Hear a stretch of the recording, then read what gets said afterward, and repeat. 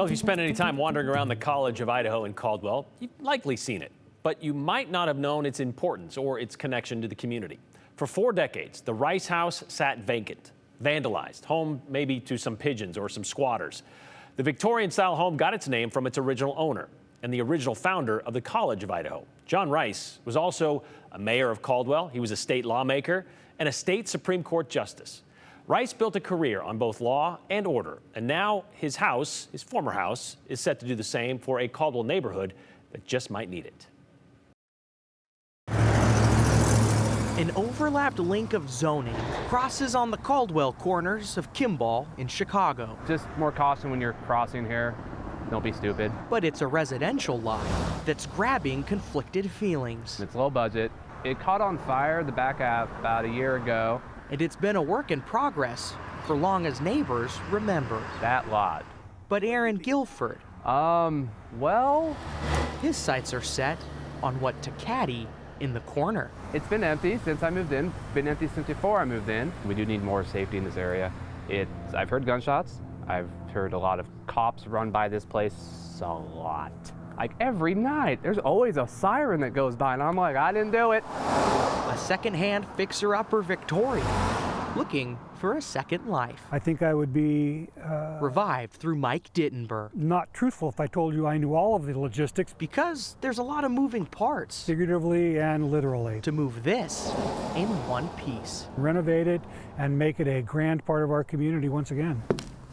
As you can tell, A tall task this has been added. It's an addition. for manager These 2x4s are new, standard, Carlos and Gonzalez. these are the old ones. The stud walls came standard, but there's still plenty more left to get gutted.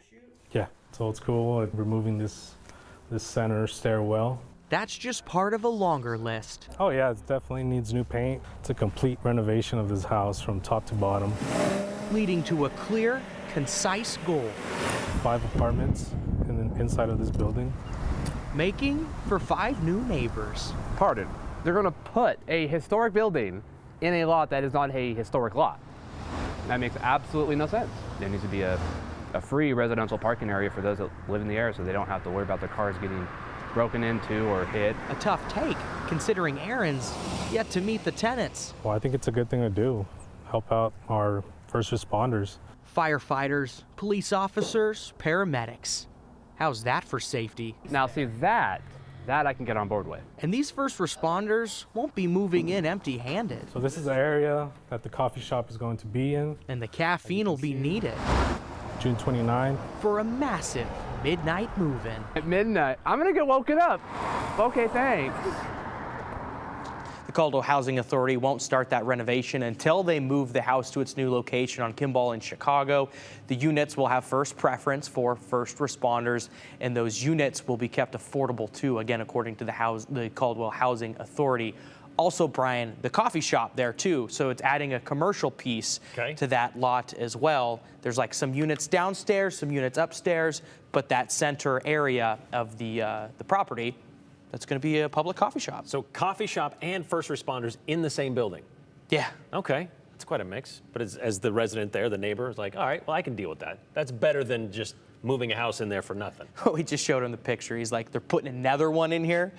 Like, no, this one will be better, I promise. Yeah, and So you'll have new we'll see. neighbors. Yeah. All right, thanks, Andrew.